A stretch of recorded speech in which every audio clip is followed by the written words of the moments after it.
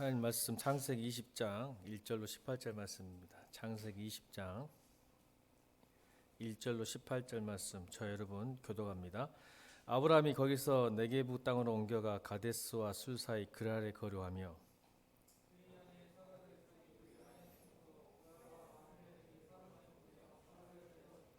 그 밤에 하나님이 아빌렉에게 현몽하시고 그에게 이르시되 내가 데려간 이 여인으로 말미암아 내가 죽으리니 그는 남편이 있는 여자임이라.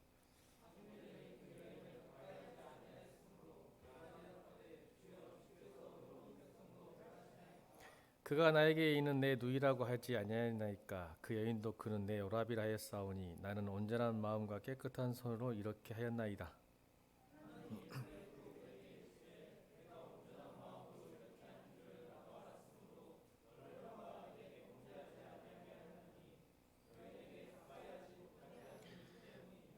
이제 그 사람의 아내를 돌려보내라. 그는 선지자라. 그가 너를 위하여 기도하리니 내가 살려니와 내가 돌려보내지 아니하면 너와 내게 속한 자가 다 반드시 죽을 줄 알지니라.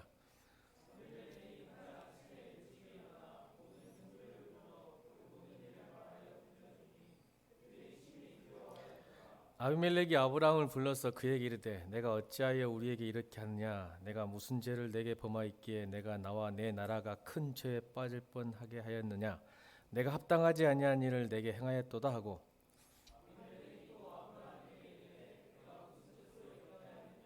아브라함이 이르되 이곳에서는 하나님을 두려워함이 없으니 내 아내로 말미암아 사람들이 나를 죽일까 생각하였으며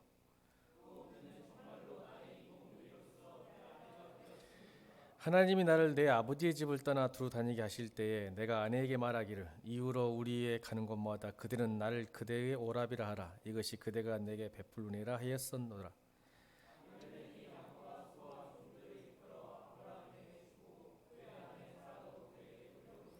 아브라함에게 이르되 내 땅이 내 앞에 있으니 내가 보기에 좋은 대로 거주하라 하고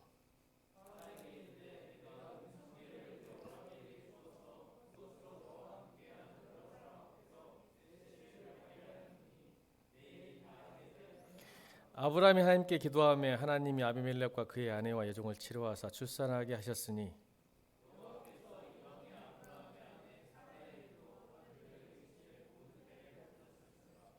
아멘.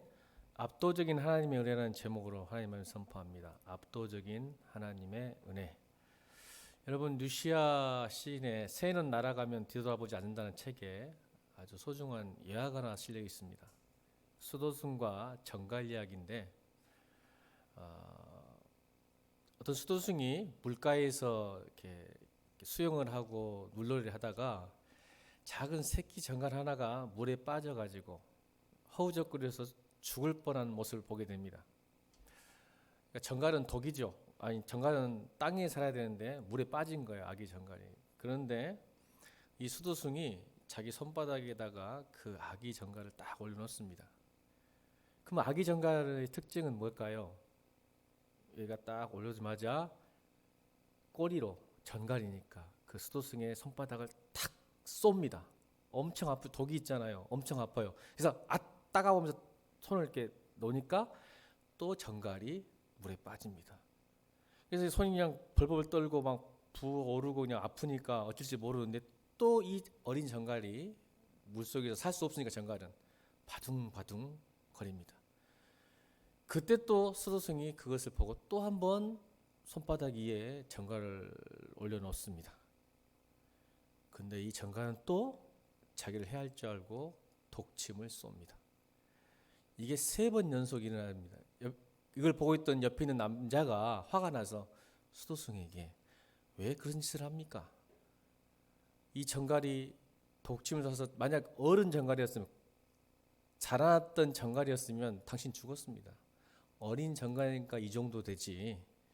이 정도면 여러분 그런 행동하지 마십시오. 그런데 이 수도승은 그 말 듣고도 다시 정갈을 손바닥에 올려놓고 힘없이 땅바닥 위에 그 정갈을 올려놓고 기진맥진합니다. 그 정갈은 그걸 모르고 그 땅을 밟고 유유히 사라집니다. 이게 루시아 시인의 새는 날아가면 뒤돌아보지 않는다는 책의 예화로 나옵니다. 여러분 그때 제가 깨달은 게 뭐였냐면 그 남자에게 했던 수도승이 말입니다. 전갈은 악하고 나쁜 게 아니라 전갈은 자신의 본성에 따라 살아가는 것뿐입니다. 저는 이 말에 엄청난 인사이트를 얻었어요. 여러분, 전갈이 나빠서가 아니에요. 나쁜 놈 아니에요.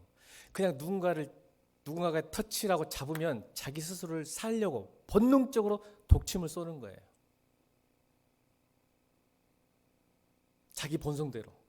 그럼 수도승은요, 자기가 수도하는 본성대로 그 한 생명이라도 구원하는 본성, 그 본성으로 구하려 했던 것이죠. 그러니까 전갈의 본성 또는 찌르기는 것이, 전갈의 본성은 찌르는 것이라면 수도승의 본성은 구해주는 것이었습니다. 저는 이 생각을 하면서 뭐가 떠올랐냐면 하나님과 우리의 본성입니다. 하나님은요, 그 본성이 우리를 사랑하십니다. 우리가 쏘고 우리가 예민하고 우리가 조롱하고 무시해도 하나님은 언제나 우리를 배신하지 않으십니다. 언제나 사랑하십니다. 언제나 그분의 자신의 말을 충실히 이행하십니다. 그런데 우리 인간은요, 도망치고 무시하고 속이고 타협하는 것이 우리의 본성입니다. 하나님을 깨닫지 못합니다. 그래서 그가 이렇게 말합니다. 인간의 의식 차원에서 하나님의 그 은혜를 해석하는 것은 불가능하다. 제가 그걸 깨달은 거예요. 여러분 생각해 보세요. 여러분, 전갈이 그 수송이에게 손바닥에 올려놓았다고 생각했을까요? 여러분 그 생각을 했을까요? 지금 자신을 죽이려는 게 아니라 자신을 살리려고 했던 걸 인식했을까요? 인식하지 못했죠. 그게 우리의 모습이에요. 하나님의 은혜를 우리가 인식할 수도 없고 깨달을 수도 없고 이해할 수도 없어요. 사실은 왜 그러신지 몰라요. 제가 그거를 정말 경험했어요. 이 책에서 경험한 게 아니라 제가 예전에 한번 예화를 들었는데 이 예배당에 참새 한 마리가 들어왔어요. 창문 잘 닫아야 돼요, 여러분. 막 팍팍 닫지 말란 말이죠, 제발. 그러니까 이 문이 열렸나 봐. 그러니까 참새 한 마리가 딱 들어왔어요. 들어와가지고 막 날아다녀요. 이상한 새소가 들려서. 그래서 여러분 제 입장에서는 이제 아침에 기도하러 오니까 새 한 마리가 막 날아다니는 거예요. 그래서 여러분 제가 새를 잡아서 구워 먹었을까요? 밖으로 보내주려고 했을까요? 여러분 목사님이 이렇게 생각했어요. 쟤는 여기 있으면 죽는다. 왜? 먹을 게 없어요, 여기는. 그죠? 하루 정도 버틸 수 있겠지만 여러분 곧 죽어요.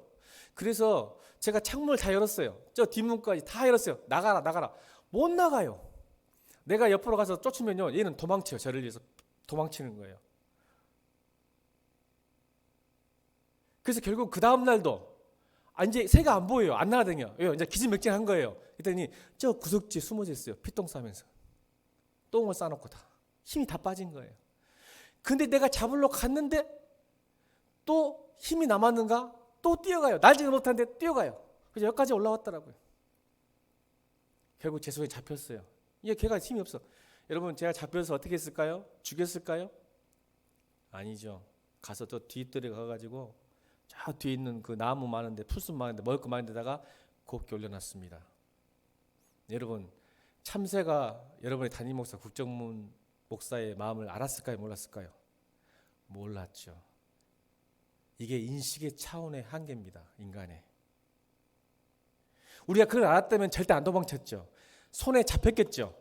수도승이 손에 잡혀서 왔겠죠. 근데 손에 잡히니까 쏜 거예요. 자기를 죽일 줄 알고. 우리 인간도 그래요. 내가 너를 사랑한다. 너를 기뻐한다. 너 있는 모습 그대로 좋아한다. 해도 못 알아먹어요, 이게. 인식을 하지 못해요. 거짓말 같아요. 말도 안 되는 소리 하지 말라고. 내가 하나님과 무슨 관계가 있는지 나를 사랑하시냐고. 왜 나를 위해서 십자가에 도와주셨냐고 이해를 못해요. 제가 성경 공부할 때 항상 또 인용하는 게 그래요. 여러분 지나가는 개미에게 제가 성경 공부 요즘은 그 이해를 잘 안 드리는데 예전에 그랬어요. 기초 성경 공부할 때 여러분 인간이 지나가는 개미한테 야 이리 가면 죽어 밟히지 말고 저리 가 하면 알아들을까요? 못 들을까요? 너 이리 가면 안 돼. 못 알아들어요. 그래서 이 답답한 거예요. 그래서 예수님이 개미가 되신 거예요. 개미의 언어로 개미에게 전달하고 싶어요. 사람이, 그러니까 신이 사람에게 이야기하는 차원과 사람이 개미에게 하는 차원 못 알아먹어요. 그러니까 예수님이 왜 오셨어요? 개미로 와야죠. 내가 개미가 되면 전달할 수 있어요. 너 그렇게 하면 죽는다. 내가 봤다. 그래도 안 믿는 사람이 있긴 해. 그러나 그래도 다행이지. 이게 왜 하나님께서 인간을 오셨어요? 그 질문에 그렇게 대답했어요. 사람들이 이해를 못해요. 하나님이 왜 인간을 오셨냐고. 그냥 말씀하시면 되지. 못 알아먹는다니까요. 마치 내가 개미에게 이해한 것처럼. 그래서 하나님이 인간이 되신 거예요. 되셔서 말씀하는 거야. 야, 나를 믿으면 구원받는다. 내가 하나님이다. 나를 좀 믿어달라고. 그래도 안 믿는 사람이 있겠지만 그래도 다행이에요. 듣는 사람이 있으니까. 왜? 인간은 오셨기 때문에. 또 봤어요. 기적을 봤어요. 부활하셨어요. 그러니까 믿기 시작하는 거예요. 이게 하나님의 압도적인 은혜예요. 근데 우리는 그 인간의 의식 차원이 하나님의 그 세계를 절대 이해할 수 없어요. 여러분, 성경 말씀을 예수를 믿지 않는 사람도 어느 부분은 이해하고 인정하고 수긍할 수 있어요. 그죠? 공부 좀 하면 성경 말씀 읽어도 이해하죠. 그런데 여러분, 성경 말씀에 특별한 은총을 받지 않으면 여러분 절대 하나님의 깊은 차원, 인간의 의식을 뛰어넘는 다다를 수 없는 어떤 인식의 차원을 볼 수가 없어요. 그래서 아무리 박사가, 여러분 아무리 뛰어난 머리 좋은 사람도 저 못 따라가요. 그래서 그 사람은 일반 은총을 받는 사람이고 나는 특별 은총을 받는 사람이에요. 아무리 훌륭한 박사이고 하버드 10개 학위를 가졌어도 성경 말씀 해석하는 건 저 못 따라와요. 왜냐하면 하나님이 은혜 주지 않으면 성경을 해석할 수 없고 이해할 수 없고 받을 수 없고 믿을 수 없기 때문에 그렇습니다. 그래서 여러분, 내 머리, 학벌, 스펙 의지하지 말고 하나님 이 말씀 깨닫고 이해하고 믿게 해주세요. 그 은혜를 달라고 구하시길 주님을 축원합니다. 그런 사람이 하나님 만나고 경험할 수 있는 거예요. 그 은혜를 모르니까 자기 머릿속으로 배운 대학 나왔다고 어느 정도 보니까 이해가 안 되고 믿어지지가 않는 거예요.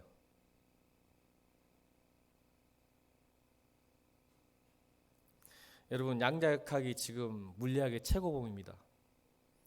저도 가끔 아이들을 가르치려 보니까 양자역학을 잠깐 본 적이 있어요. 근데 전 잘 모르겠어요.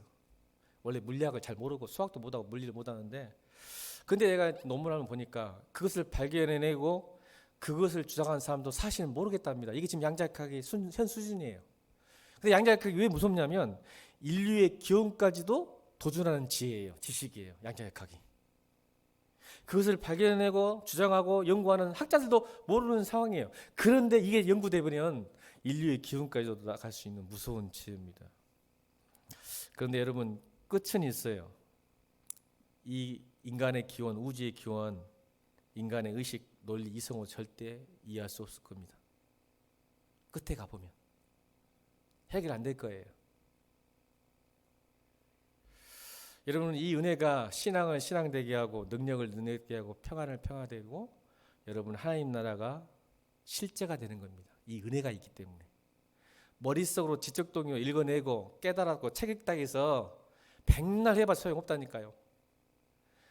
말쟁이가 있잖아요. 말쟁이. 말해봤자 소용없다니까. 아무리 말 잘해도. 그걸 경험하고 인식하고 믿음으로 이어지기까지는 믿음이 믿음돼야 믿어지는 거예요. 그 믿음은 하나님의 선물이지 우리 인식의 체계, 마치 정갈이 수두성을 이해 못한 것처럼 이해 못해요. 하늘에서 내려와야 돼, 그 믿음이.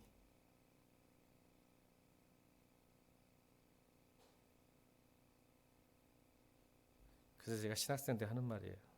되게들 아무리 책 읽어봐라. 그게 실제가 되는지, 그게 생명이 되는지, 그게 은혜가 되는지 안 됩니다. 말 잘한다고 해서, 설교 잘한다고 해서 실제가 되지 않아요.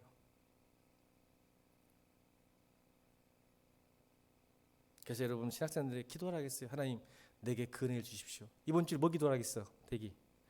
학자의 혀와 학자의 눈을 주시고 학자의 귀를 주십시오. 하나님이 안 주면 안 됩니다.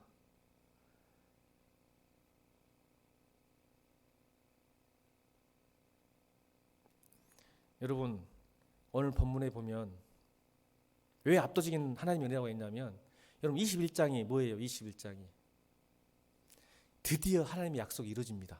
21장은 이삭을 봤어요. 낳는 장면 21장이요.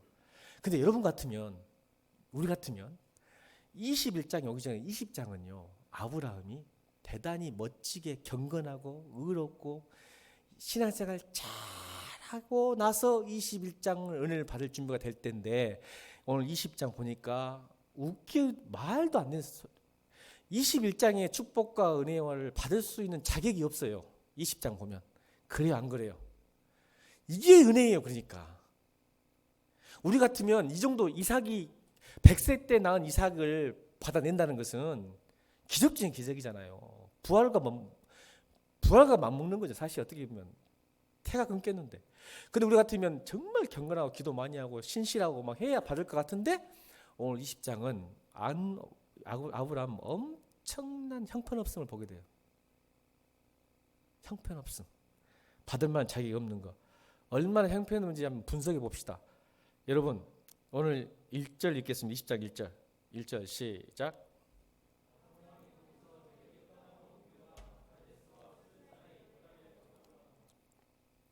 여러분 여기서 보면요. 그랄 땅에 거주했다는 말을 통해서도 아브라함은 잔머리 걸리고 있는 거예요. 사실 지금. 여러분 신앙생활 잔머리 걸리면 이렇게 죄를 짓고 타락하고 넘어져요. 제발 완전한 순종합시다. 아멘.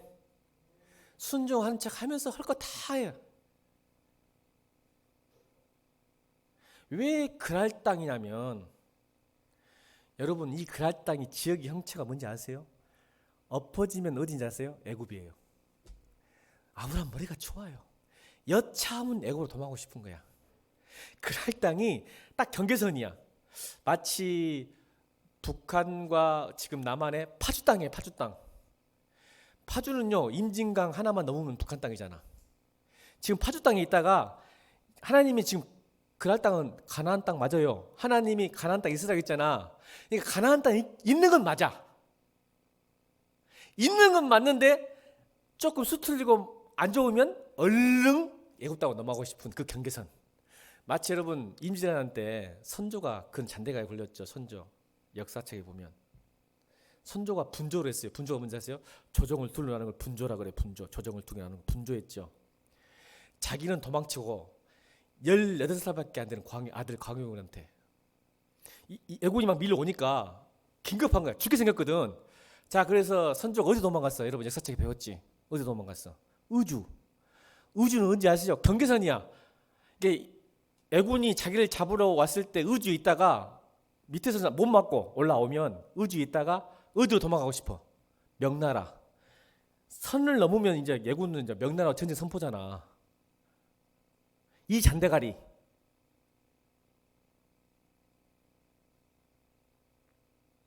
그리고는 자기는 싸우기 싫어서 18살밖에 안 되는 광해군에게 평양에 남게 해요. 평양에.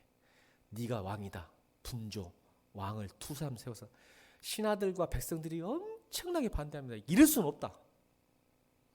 그랄 땅. 이게 딱 보면 아브라함이 잔대 걸리는 거야. 애굽을 알거든. 여러분들 예수 믿다가 교회와 세상 가운데 경계선 서지 마십시오. 회색지대 서지 말란 말이에요. 제발. 하나님 경험 못합니다. 여차하면 도망치고 수틀리고 은혜 안 주면 도망치자. 그래서 압도적인 하나님 은혜예요. 이렇게 잔대가 구름에도 불구하고 또 어떤 잔대가 있는지 아세요? 정말 머리 좋아요. 아브라함. 내가 말했죠. 나는 여러분 청년 때 우리 목사님들이 아브라함처럼 신앙생활 하겠어요. 내가 은혜 받고 책 읽고 신학하면서 아브라함 절대 믿음 없어요. 아브라함처럼 되면 큰일 납니다.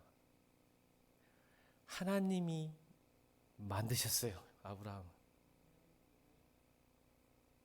하나님 은혜와 축복 없이는 아브라함은 약속 못 지켰어요. 오늘 20장에 또 그걸 말해요. 압도적인 하나님의 은혜. 그 잔대고리와 제약과 영악함 속에서도 하나님은 그분의 자신의 약속을 지키기 위해서 끝까지 끌고 가신 하나님. 사랑하신 하나님. 마치 아브라함이 정갈처럼 여전히 하나님을 믿지 못하는 그 쏘는 본능, 도망치는 본능 속에서 하나님은 그를 붙드시는, 여전히 손 안에 두셔서 구원하시는 하나님. 저 그때 감동이었어요. 내가 그랬으니까, 하나님도 나를 그렇게 하기 인도하셨으니까. 여러분, 믿음 좋다고 생각하지 마세요. 믿음 없어요, 우리. 근데 하나님이 이끌어 가시는 거예요. 여기까지 인도하셨어요. 하나님이 압도적인 은혜로 여기 지금 서 있는 거예요. 우리가 지금 그걸 살펴보는 거예요. 보세요. 12절 보세요. 12절. 12절 읽겠습니다. 12절. 시작.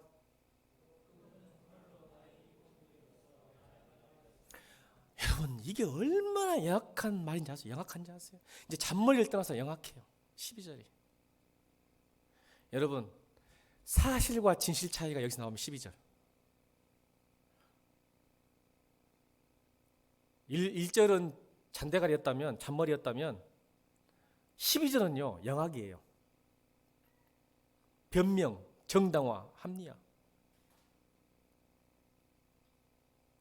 아브라함이,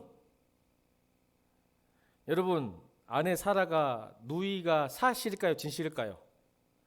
팩트예요. 사실 맞아요. 이북 동생과 결혼했어요. 그러니까 아비멜렉이 뭐라고 얘기했어? 누이로 말하는 것은 거짓말 아니야. 근데 진실일까요? 사실은 맞는데 진실은 아닌 거예요. 이게 영악이에요. 여러분, 12절에 어떻게 대답했어야 됐어요? 아비멜렉에게. 진실을 말했어야죠. 사실을 말하는 게 아니라. 근데 우리는 하나님 앞에서나 사람들에게 사실을 얘기해서 진실을 숨깁니다. 이게 영악이에요. 다시 따라합니다. 온전한 순종으로 하나님을 경험하시길 주님으로 축원합니다. 사실을 말했어요. 사실이 맞아요. 팩트예요. 누이 맞아요. 근데 이 타이밍 때는, 이때는 어떻게 말해야 진실이죠? 어떻게 말해야 진실인 거예요? 사실이 아닌 진실이 되려면. 말쟁이들이. 그러니까 오늘 야고보서 뭐라 했어? 좀 말 좀 재갈을 물려라. 믿음은 말에서 나온다. 이 타이밍 때 이렇게 해야죠. 이 여자는 내 아내입니다. 이게 팩트고 진실이에요. 내 아내라고 말했어야죠. 누이지만 제 아내입니다. 진실을 싹 비껴가는 거예요. 일부만 말하는 거예요. 일부 사실을. 누이지만 제 아내입니다. 했으면 아비멜렉이 지에 앉았죠. 속은 거예요. 아비멜렉이. 우리 안에는 이게 숨어져 있어요.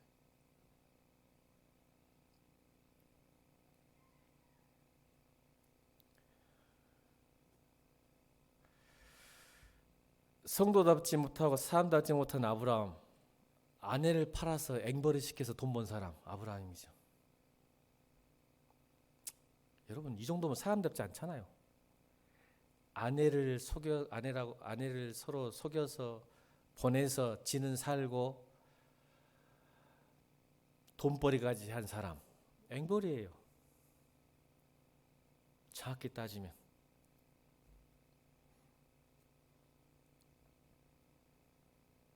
편안을 누린 사람이죠. 근데 여러분, 반대로 사실 창세기 20장의 주인공은 아브라함이 아니라 아비멜렉입니다. 인간의 이성과 논리와 또 정의적 차원에서 보면 아비멜렉이 훨씬 신사적이고 친절하고 배려심 깊고 인간적이고 사람답고 왕다운 사람이에요. 거기에 비해 아비멜렉은 하나님 안 믿는 사람이에요. 하나님 믿는 아브라함과 아비멜렉을 20장에 비교하면 이건 게임이 안 돼요. 아비멜렉이 얼마나 신사적이고 친절한지 보세요. 여러분 볼까요? 5절 읽겠습니다. 5절 아비멜렉이 말합니다. 5절 20장 5절 시작.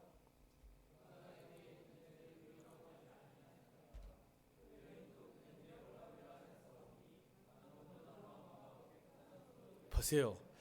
하나님 저한테 왜 이러세요? 안 믿어요 하나님을. 근데 얼마나 신사적이에요. 예수 믿는 사람은 더 좋은 사람이 많아요 세상은. 아멘 하세요. 근데 은혜가 다르다고. 할렐루야. 이게 복이야 이게 진짜. 여러분 세상이 훨씬 부자고요, 더 착하고요, 더 성실하고요, 더 친절하고 배우심이 우리보다 더 많아요. 미안 이야기지만. 그런데 하나님은요, 이 같은 우리들, 아비멜렉보다 못한 아브라함을 선택하셨잖아요. 우리를 선택하셔서 이 자리에 앉혀놓고 압도적인 은혜로 우리를 끌고 가시는 거예요. 이게 은혜인 거예요 여러분. 그걸 아셔야 돼요. 아브라함은 또 이거 말하면 또 말이 길어지는데 이부분적이에요. 이부분적. 얼마나 또 이단이야 이단. 이부분적. 왜냐하면 아비멜렉 보고 하나님을 안 두는 사람들입니다. 그러니까 내가 진실을 말하면 죽을 것 같아서 그랬습니다. 이게 또 변명이에요. 20장에 나와요. 이게 또 무엇을 하나님 안 두려워해? 아비멜렉 지금 더 두려워하는데 지보다. 아브라함 할아버지한테 이러면 안 되니. 천국 가면 혼날 것 같은데. 나 요즘 아브라함 할아버지한테 혼날 것 같아. 아브라함 할아버지 너무 깨고 있어 지금. 니는 막 그러실 것 같아.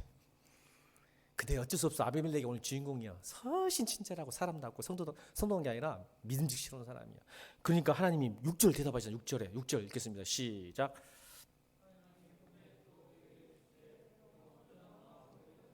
보세요.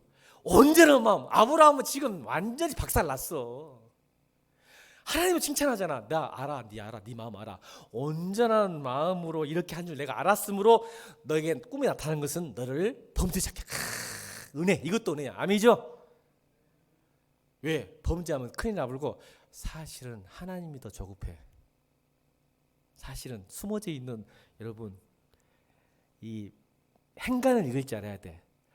아비멜렉도 살리고 하나님의 약속도 살리고 싶으신 거예요. 아멘. 만약 아비멜렉이 사라와 동침해서 돼버리면 무슨 일이 일어나요? 이삭은 정통성을 잃어버립니다. 끝나버려요. 하나님 약속이. 사실 그래서 하나님이 지금 더 다급한 거예요. 사실 막고 싶어. 만약 동침해버렸으면 큰일 납니다. 이제는 이삭은요, 믿음의 조상이 못 돼요. 아브라함과 이삭이 아니라, 아니 이제 그 아브라함 계보에서 못 나옵니다. 맞죠? 이게 무서운 거예요. 그래서 하나님이 아비멜렉도 살리고 싶고 하나님 약속을 지키고 싶어서 지금 막는 거예요. 조급하신 거예요. 안 돼. 근데 그걸 받아들여요. 하나님 알지 못하는데. 그래서 6절 다시 읽습니다. 6절 7절 읽겠습니다. 시작.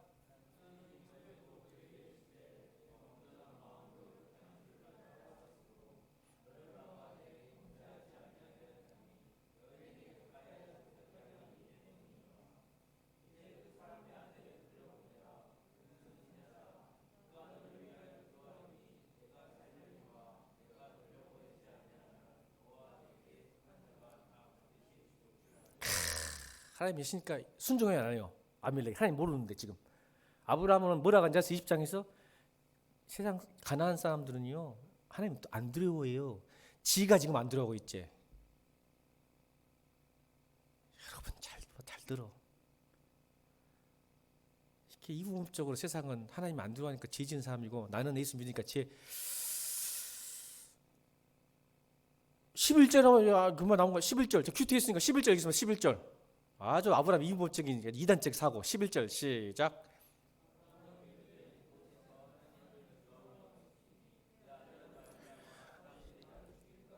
보세요. 지 생각이다. 지 생각.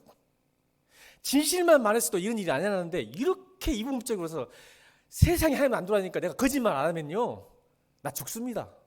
지 생각이지. 이게 믿음이 있습니까 지금 아브라함이? 세상이 무서우니까 나는 타협합니다. 진실하지 못하고 어떻게 세상 살아? 이러고 똑같아요. 여러분 세상 나가서 말씀 듣는 사람들은 세상 사람 하나님 안 들어가니까 말씀 듣는 사람은 죽습니다. 똑같은 변명이에요. 11절이.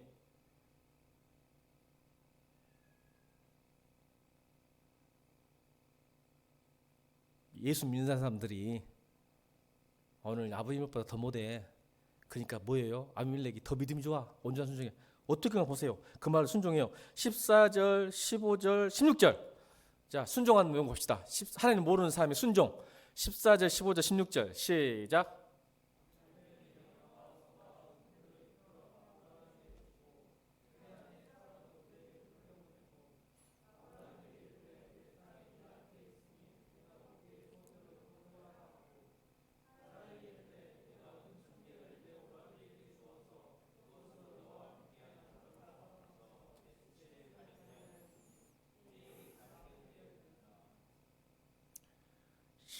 기가 막혀요. 지금 제가 지었어요, 안 지었어요? 안 지었어요. 이게 보세요. 세상적 논리와 상식과 법으로 정의로 따지면 아브라함이 지금 징역 가야 돼. 사실 왕을 속였으니까. 근데 아비멜렉이요. 하나님의 꿈의 목소리를 듣고 순종하는데 뭐까지 해보냐면 그냥 돌려보는 게 아니라 14절 보니까 양과 소와 종들까지 주고 사라도 돌려보내고 15절 뭐라고 하냐면 네가 여기 살고 싶냐? 그러면 네가 선택해. 여기서 가장 좋은 땅에 살게 해줄게. 이런 이방인과 예수 안 믿는 사람이 어디 있어요? 이렇게 훌륭한 사람이. 그리고 16절에 뭐까지 해요? 사라가 이르되 은 1000개까지 한마디 말해서 위자료까지 위자료. 몸에 나 때문에 쫄았지. 내가 위자료 은 1000개 줄게. 아니 이런 사람이 어디 있어? 얼마나 멋져. 인간다운 인간 사람, 사람다운 사람, 친절한 사람, 훌륭한 사람, 인격이 훌륭한 사람이야. 아브라함보다 수천 배. 아내를 속인 사람보다. 오늘 설교적이 뭐라고요? 이런 아브라함도 하나님의 압도적인 은혜로 그 꿈과 비전을 향해서 끌고 가신 하나님. 차라리 아비멜렉을 선택하셨어야 돼. 하나님 나라면. 근데 아브라함 선택하시니까 그가 무슨 일을 저지러도 하지만 끝까지 끌고 가신 은혜. 이게 구원이에요, 여러분.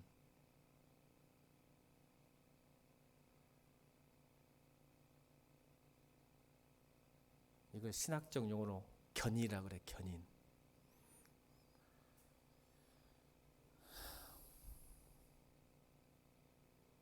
내가 잘해서가 아니라 제발 착각하지 마세요.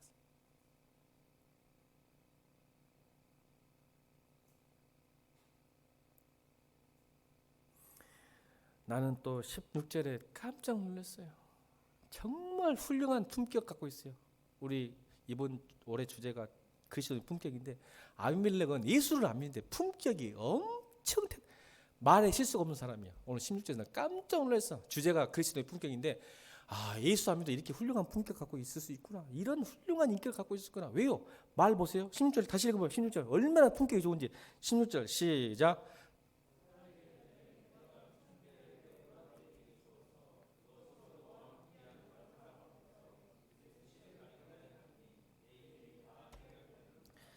여러분 나 같으면요 사락이 이렇게 했을 거예요. 사락이 이르되 내가 은 1000개를 너를 오라비라고 한 남편에게 주어서 이렇게 했을 거예요. 화가 나니까. 잘 들으세요. 이게 말의 품격이에요. 나 같으면 이랬다니까. 사락에 이르되 내가 은 1000개를 내 오라비라고 말한 남편에게 주어서라고 대답했을 거다. 화가 나니까.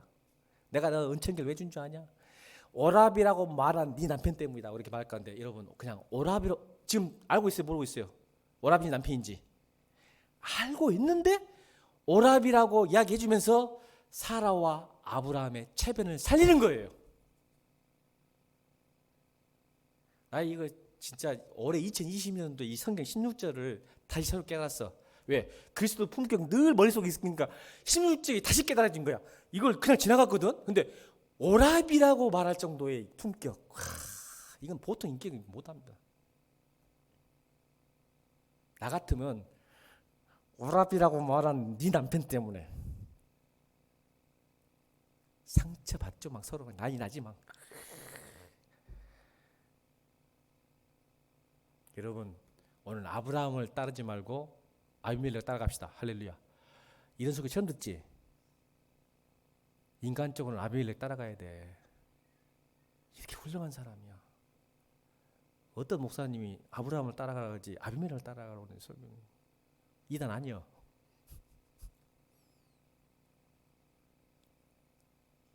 옆에 사람 인사합시다.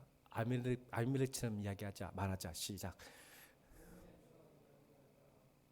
예수 안 믿어 이런다. 예수 믿는 니는 뭐냐? 시작. 대체 너는 뭐냐 대체? 너는 정체는 누구냐? 시작. 왜 안 해?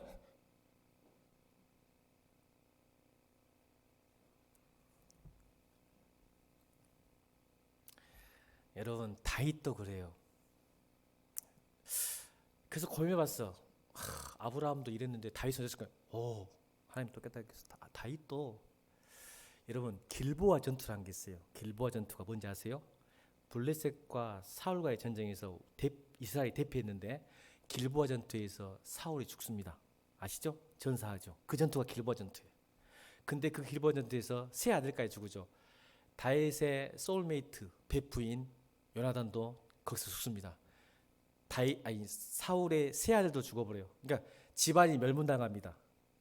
그러니까 왕자들 3명 또 사울 왕까지 죽어버려요. 근데 이 배경이 있어요. 자 보세요. 압도적인 하나님을 설명할게요. 그 당시에 길보아 전투에 있어 다윗은 어디 있었을까요? 성경 읽으면 알아요. 어디 있었어요? 블레셋에 있었어요. 블레셋에 도망친 거예요. 망명했어요. 그러니까요. 전쟁을 한다니까 자기가 또 잔머리 쓴 거예요. 내가 이때 충성된 걸 보여줘야 내가 이 블레셋에서 살아남을 수 있다 싶어서 블레셋 왕에게 자청해서 누가 시키도 안 했는데 뭐라고 앉았어요? 내가 이번 길보아 전투에 내가 출정하겠습니다. 지금 누구하고 싸우는데? 자기의 민족, 하나님의 백성, 이스라엘과 싸우는데 다윗이 요청하는 누가 시키도 안 했는데 지가 또 오늘 다윗한테 또 혼나거든. 다윗 선생님한테. 그분이 자기가 나간대. 그래 안 그래? 성경에. 그러니까 왕이 좋아가지고 야 드디어 나간단다. 왜? 다윗 싸움 잘하는 거 알거든. 골리앗도 죽였잖아. 나가라 했더니 신하들이 말려. 안 됩니다. 언제 다윗이 뒤통수 칠지 모르니까 보내면 안 됩니다. 그때 다윗이 두 번째 아니라고 나는 절대 배신 안 됩니다. 그러니까 이번 전투에 나가게 해주세요. 또 자청하니까 왕이 또 좋아해. 그렇지. 너같이 훌륭한 장군은 나가서 전투에 근데 또 블레셋 신하들이 왕의 신하들이 또 말립니다. 그래서 다윗이 그 길보아 전투에 나갑니까 못 나갑니까? 성경 퀴즈 대회 1번 나간다 2번 안 나간다 못 나간다.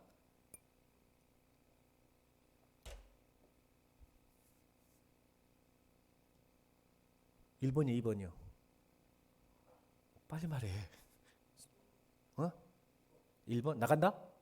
2번 대의가 대표로 못 나갑니다. 반대가 심해서. 이게 하나님의 은혜입니다. 만약 나갔으면 다윗은 왕 못됐습니다. 길보아 전투 때문에 사울이 죽어서 다윗이 왕이 됩니다. 근데 만약 전투에 나가서 사울로는 안 죽였지만 자기 요나단 친구 베프 요나단도 안 죽였지만 만약 누굴 죽였을까요? 전투 나가면 이스라엘 민족을 죽였을 거 아니에요. 여러분 그 왕을 그 사람을 누가 왕으로 세웁니까?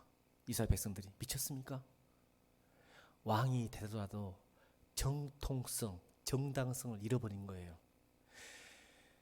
여러분 자기의 뜻대로. 그래서 항상 목사님들 여러분들 뭐래요? 다 따라해봐. 내 뜻대로 안 되는 것이 은혜다. 좋은 일이다. 내가 항상 강조하잖아. 우리 교회는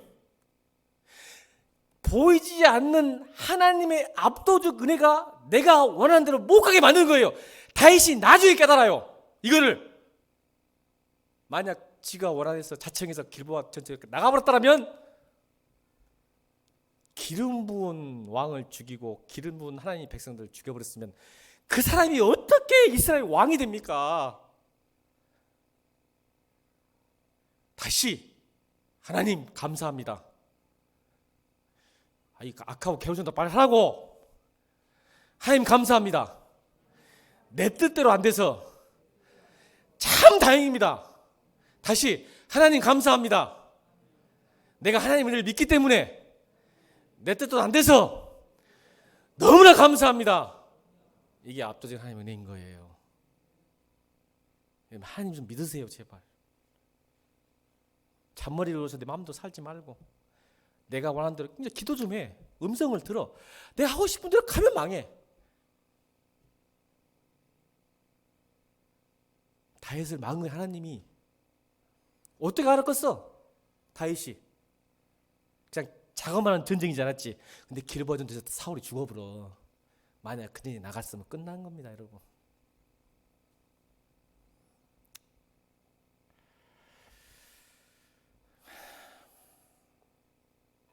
마지막 시간 됐네요. 요한복음 15장에 이렇게 말해요.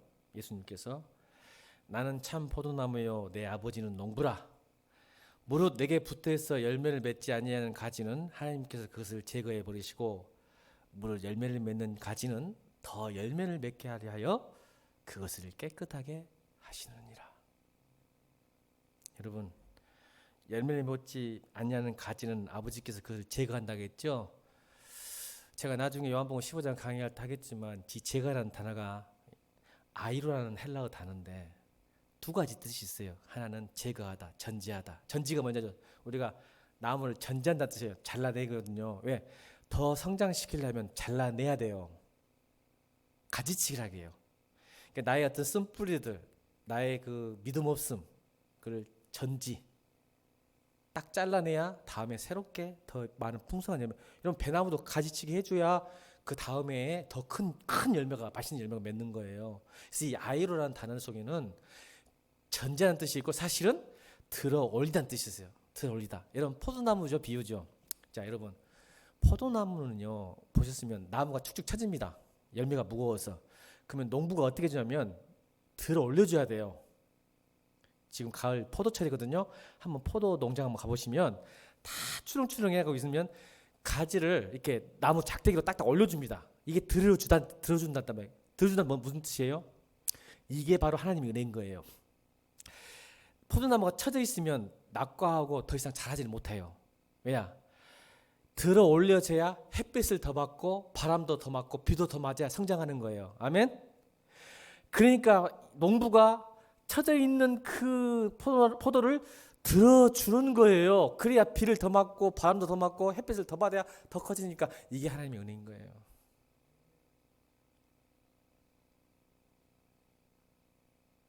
그래야 붙어있고 더 풍성함을 맺으니까. 그 은혜를 사모하십시오. 첫 번째는 하나님 내 뜻대로 해서 감사합니다. 내 뜻대로 안 돼서 너무 감사합니다. 하나님이 압도적인 은혜로 하나님이 약속을 지시고 저를 지킬 줄로 믿습니다. 두 번째, 하나님 내가 고난이 오고 힘들 때 저를 들어주시고 저의 쓴뿌리를 제거해 주십시오. 그래서 지금은 고통스럽지만 더 큰 열매, 좋은 열매 맺게 해주십시오. 그 은혜를 구하십시오. 그러면 여러분 하나님의 압도적인 은혜가 얼마나 큰지를 경험되어지고 하나님 나라가 임할 줄로 믿습니다. 그 은혜에 사모하고 그 은혜를 기대하는 주의 백성이 주님을 축원합니다. 우리 찬양하고 기도하겠습니다.